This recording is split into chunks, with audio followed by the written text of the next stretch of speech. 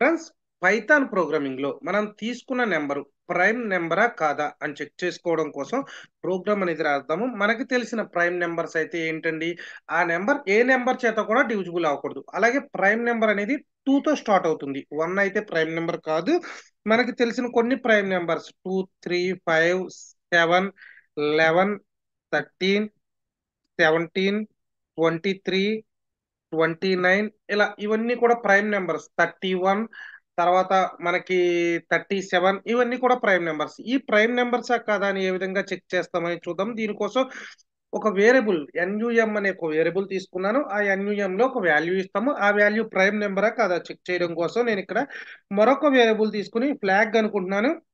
ఈ flag value వచ్చేసరికి falls అని ఇచ్చాను. యాక్చువల్లీ ఫాల్స్ అంటే 0 వాల్యూ.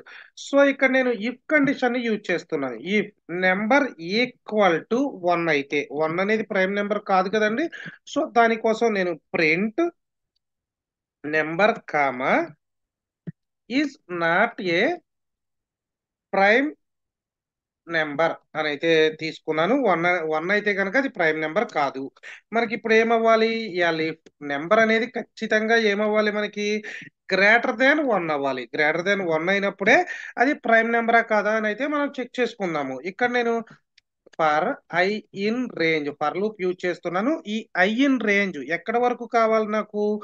2 నుంచి స్టార్ట్ అవ్వాలి నంబర్. మనం ఇక్కడ 2 అని ఇవ్వకపోతే 0 నుంచి స్టార్ట్ అవుతుంది. మనకి 0, 1 ఈ ప్రైమ్ నంబర్స్ కాదు. 2 నుంచే మనం చెక్ చేసుకుంటాము. 2, నంబర్. నంబర్ అంటే మనం ఏ నంబర్ అయితే తీసుకున్నామో దాని ముందు నంబర్ వరకు కూడా మనకి చెక్ చేస్తుంది. సో, ఇప్పుడు ఇఫ్ కండిషన్‌లో నేనేమనుకుంటున్నాను అంటే, మనం తీసుకున్న నంబర్ అనేది పర్సెంటేజ్ సింబల్ ఎందుకు యూజ్ చేస్తామండి? డివిజన్ చేసినప్పుడు మనం రిమైండర్ కోసం యూజ్ చేస్తాము. మనం తీసుకున్న నంబర్ అనేది ఐతో మనం డివిజన్ చేస్తున్నాము. అంటే ఐ అనేది ఫస్ట్ 2 అవుతుంది. తర్వాత 3 అవుతుంది. తర్వాత 4 అవుతుంది. 5 అవుతుంది. అలా మనం తీసుకున్న నంబర్ ముందు నంబర్ వరకు వెళ్తుంది. అంటే ప్రతి నంబర్ చోటి కూడా ఆ నంబర్‌ని మనం డివిజిబుల్ చేస్తున్నాం. డివిజన్ చేస్తున్నాం. ఆ డివిజన్ చేసినప్పుడు ఇది ఈక్వల్ టు 0 అయిందనుకోండి. మనకేంటి నేను ఫ్లాగ్ ఈక్వల్ టు ట్రూ అనుకుంటున్నాను. ఈక్వల్ టు 0 అయితే ఫ్లాగ్ ఈక్వల్ టు ట్రూ అనుకుని బ్రేక్ అనుకుంటున్నాను. ఎందుకంటే అది డివిజన్ కరెక్ట్‌గా అయిందనుకోండి, అది ప్రైమ్ నంబర్ మనకు కాదు. ఇప్పుడు నేను ఇఫ్ ఫ్లాగ్ జస్ట్ ఫ్లాగ్ అని ఇచ్చేస్తున్నాను. ఫ్లాగ్ ఈక్వల్ టు ట్రూ అనైనా ఇవ్వొచ్చండి ఫ్లాగ్. ఇది ఫ్లాగ్ అని ఇస్తే ఫ్లాగ్ ఈక్వల్ టు ట్రూ అనే మీనింగ్ అండి. సో, ప్రింట్ ఇది ఫ్లాగ్ ఈక్వల్ టు ట్రూ అయితే మనకేంటండి నంబర్ అనేది ప్రైమ్ నంబర్ కాదు. Is not a prime number. In case అది కాదు అనుకున్నప్పుడు ఎల్స్ ఫ్లాగ్ మనకి ప్రైమ్ నెంబర్ ట్రూ కాదనుకోండి. మనం తీసుకున్న నెంబర్ ఏంటండి మనకి? Is a prime number.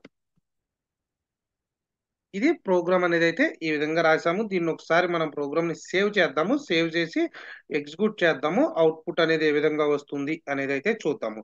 So, మనం ప్రోగ్రామ్‌ని రన్ చేస్తే గనక మనకి అవుట్‌పుట్‌లో ఏమని అడుగుతుంది? మనం తీసుకున్న ఇన్‌పుట్ వాల్యూ నంబర్ అనైతే అడుగుతుంది. నేను 4 అని ఇచ్చాను. 4 ఏంటి? 4 is a not a prime number అంటుంది. అలాగే మనకి తెలిసిన ప్రైమ్ నంబర్స్‌లో ఒక నంబర్ చెప్పండి మీరు. ఒక 29 అనుకోండి for example. Number equal to అని అడుగుతుంది. నేను 29 అని ఇచ్చాను. 29 ఈజ్ ఎ ప్రైమ్ నంబర్. ఇలా మీరు ఏ నంబర్‌ని చెక్ చేసుకున్నా అది ప్రైమ్ నంబరా? కాదా? అనైతే మనకి ఎగ్జాక్ట్‌గా అయితే తెలుస్తుంది. సో, ఇప్పుడు చూడండి మళ్ళీ ఎగ్జిక్యూట్ చేసినప్పుడు నంబర్ అడుగుతుంది. నేను 37 ఇచ్చాను. 37 ఈజ్ ఎ ప్రైమ్ నంబర్. ఈ విధంగా ప్రైమ్ నంబర్ కోసం ప్రోగ్రామ్ అనేదైతే మనం రాస్తాము. ఫ్రెండ్స్, వీడియో నచ్చితే లైక్ చేయండి. అలాగే ఛానెల్‌ని సబ్స్క్రైబ్ చేసుకోకపోతే సబ్స్క్రైబ్ చేసుకోండి.